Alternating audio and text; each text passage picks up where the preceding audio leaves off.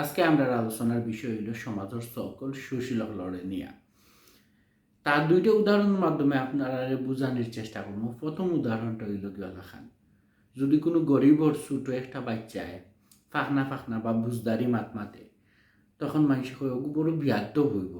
বিয়াদ্দ বললাখান ফাঁকনা ফাঁকনা মাত মাতে, তার বয়সটা কি বেশি মাত দিলার এক। কিন্তু সেম মাঠটা যদি কোনো বড় লোক বা ধনির ফুয়ায় 10 জনের সামনে মাতে, তখন কইবা কিতা, না না ফুয়াই দেখাই নাকি বুঝদারি মাত মাতের, ফুয়া তো বড় হইলে কি হইব, জ্ঞানী হইব, বাফল্লাখান বুদ্ধিমান হইব, গে জীবনে উন্নতি করব।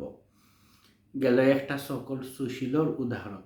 2 নম্বর সকল সুশীলর উদাহরণ হইল কি, যদি কোনো শিক্ষিত অথবা অশিক্ষিত হোক, বাঠে জ্ঞানর মাত মাতের, বুঝর মাত মাতের সঠিক একটা যুক্তি দি বুঝাইয়া দেয়, তখন মানুষে কিতা কইবা, দেখো খামখাজ নাই, বেকার আড়াই অদারে বুঝদারি মাত মাতের, জ্ঞানর মাত মাতের। আর কোনো আবাল চুদা চাকরিজীবী যদি আইয়া কোনো একটা আবাল চুদামি মাত মাতে, তখন এটার এমনি মুড়ি মুরকিল্লাখান মুখ লইয়া আপনি চাবাইতে থাকবা।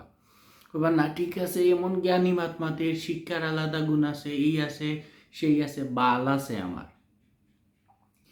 এরা যারা পার্থক্য করে, ওই ধরনের পার্থক্য যারা সমাজের মাঝে সৃষ্টি করে, বিভাজন সৃষ্টি করে, তারারও সমাজও সকল সুশীল কোয়া হয়। মনে রাখবা, এই 2 ধরনের মানুষটা কি যত দূরই পারবা অত দূরই হরিয়া যাইবাগি।